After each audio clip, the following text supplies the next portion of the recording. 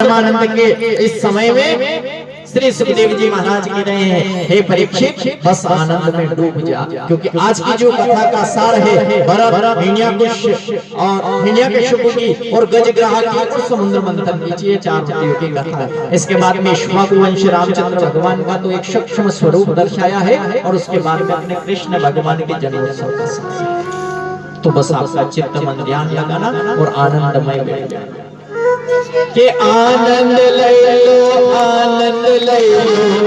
गणपति गयो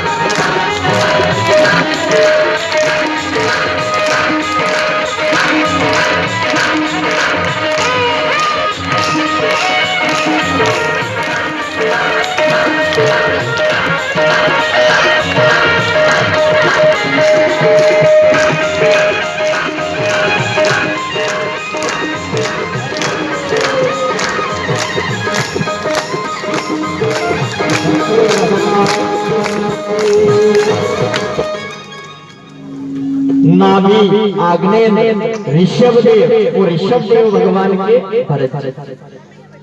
तो सुखदेव जी महाराज कहते हैं, हे परीक्षित भरत जैसा भगत जगत में आया और जगत में आया तो भगवान स्वरूप पिताश्री ने एक ही ज्ञान दिया, बेटा कहीं ऐसा नहीं हो कि तुझे जो मैं सुनाऊं उसका स्मरण हो। जो सुन रहा है उसका स्मरण याद रखना कि क्या बात हुई थी वो चीज। देखो अभी जो आप सुन रहे हो तो ये सब चीजें अपन जानते हैं, याद कुछ देते नहीं है, पर जब जब समय आता है उस समय जरूर याद आ जाए। समय पे ही तो काम आती है।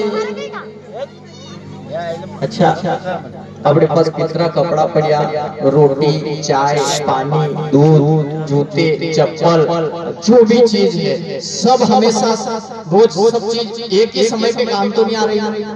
भूख लगे तो रोटी याद आ जाएगी, खाना भी हो जाएगा, चाय का ये कौन सा कपड़ा पहनना है, क्या करना है, कहाँ बेजी साहब से वहां जा रहे हैं, क्या किस प्रकार से, तो सारी चीज ऑटोमेटिक वो सब एक के बाद एक कड़ी जुड़ती जाएगी। तो आज ये शब्द जो श्रवण कर रहे हैं ये स्मरण जीवन भर रहे, ऐसा बालाजी महाराज के श्री चरणों में प्रार्थना करें।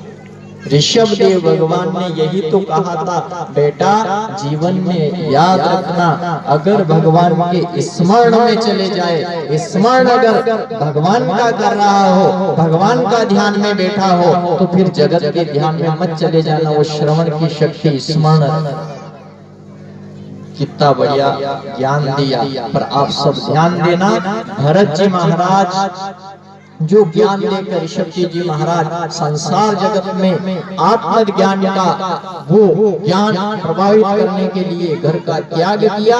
भरत जी महाराज राज्य को संभालने लगे। विश्व रूपी पुत्री पंचजनी से उनका विवाह हुआ, 5 पुत्र हुए। और आज भरत जी महाराज जो भारत देश का नाम अजनाब था, भरत जी महाराज का ऐसा पुण्य प्रताप रहा कि इस देश का नाम भारत पड़ गया।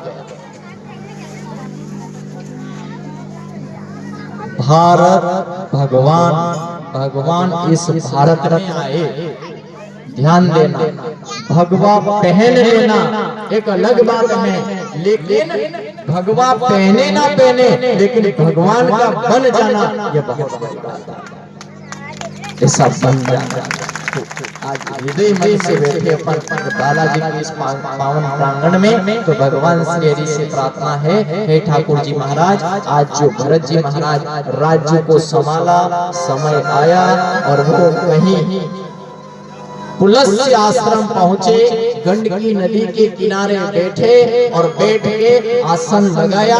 आसन जरूरी है, आसन लगा के माला निकाली, माला का जाप चल। ध्यान देना, जिसमें चक्र कहां से निकलता है? उस गंडकी नदी से। और शालिग्राम जो आते हैं, बहुत बड़ी बात ध्यान रखना आप, शालिग्राम जी की सेवा सब करते नहीं। मंदिर सब गांव में बने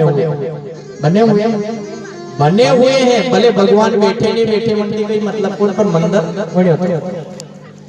भले अपने बाटकेरी में होने तो कोई मंदिर, भले भगवान भी नहीं होने कोई मंदिर में ईश्वर बैठे, मंदिर बना तो मंदिर में होना तो चाहिए कोई। अगर ये शरीर ईश्वर ने बनाया, ये मंदिर अगर भगवान ने बनाया, ये मंदिर अपनों ने बनाया, इस मंदिर में हम रहते हैं और अपने मंदिर में ईश्वर रहता है, तो स्थान होता है और भगवान उसमें बैठता है। आप और हमने सच्चा ईश्वर आप और हमने बैठा है, और अपनी खाली ये गिरती न बिगड़े इसके लिए अपन मंदिर निर्माण कर रहे हैं। बाकी कोई मंदिर कोई बनाने की आवश्यकता है नहीं साहब, पर श्रवण कर रहे हैं, स्मरण रहे, इसके लिए मंदिर निर्माण हो रहा है और मंदिर का काम होता है। भरत जी महाराज जब बैठे, और भरत जी महाराज आप ध्यान देना, जहाँ शालग्राम जी शिला को उसी नदी के से आ रही है और सब उसकी पूजा करते हैं, मंदिर में विराजमान करते हैं, उसमें ये भगवान बैठे, उसके साथ में शालग्राम जी महाराज रहते हैं। जब भगवान का तुलसी विवाह की एक पद्धति सुनी होगी, ठीक है, तो तुलसी विवाह जो होता है, तो तुलसी विवाह में शालग्राम जी से ही उनका विवाह होता है।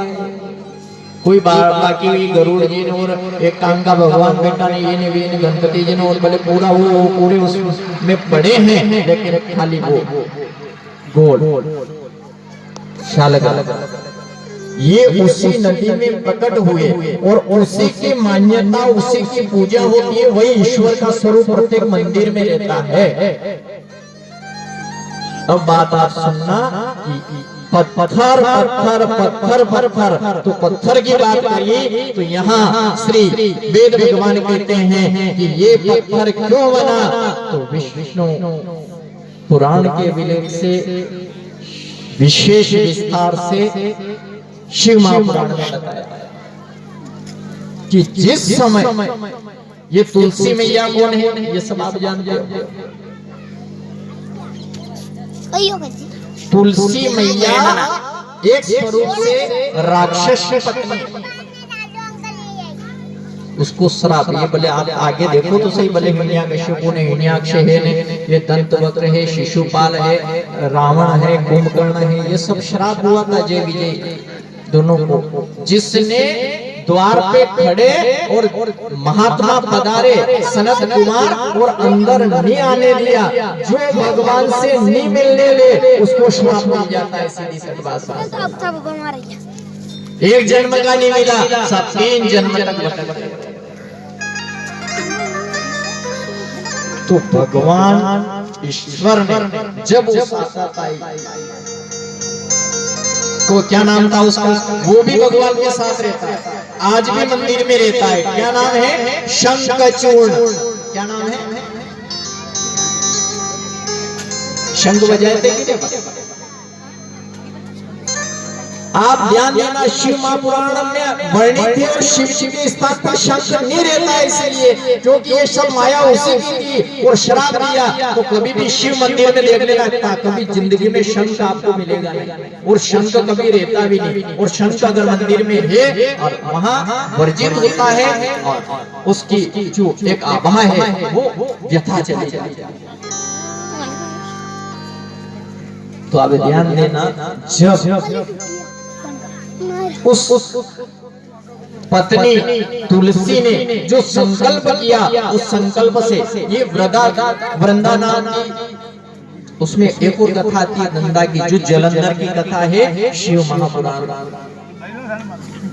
जो भगवान के अंश से ही प्रकट हुआ, बूंद से ही प्रकट हुआ और जल के अंदर प्रकट हुआ, जिसका नाम जलंधर रहा। और जलंधर की पत्नी वृंदा थी।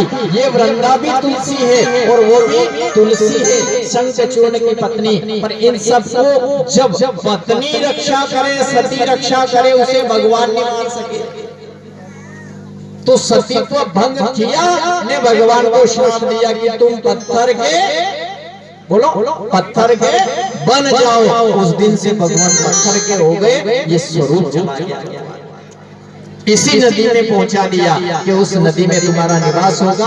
और आज भी ये मैया का और वो स्वरूप दोनों ही नदी में निवास बना और वहां ही पूजा हो रही है। आज भरत जी महाराज बैठे और भरत जी महाराज ने जो ध्यान किया वो कथा आप जानते हो। जब भरत जी महाराज पूजा से उठे ने एक दृश्य हुआ, उस दृश्य को आप सब जानते हो। हिरणी गर्भवती दौड़ती हुई आई, पीछे दहाड़ता हुआ शेर भागा भागा चला रहा है, और इधर जैसे शेरनी बड़ी परेशान थकी हुई पीछे काल रूप को देखकर जो भागी, तो भागती हुई जैसे उसी पुलस्त्य आश्रम के पास होके निकली जहां भरत जी तपस्या कर रहे थे। गंडकी नदी आ गई सामने। अब क्या करे, एक लंबी छलांग लगाई, लेकिन संजोग के साथ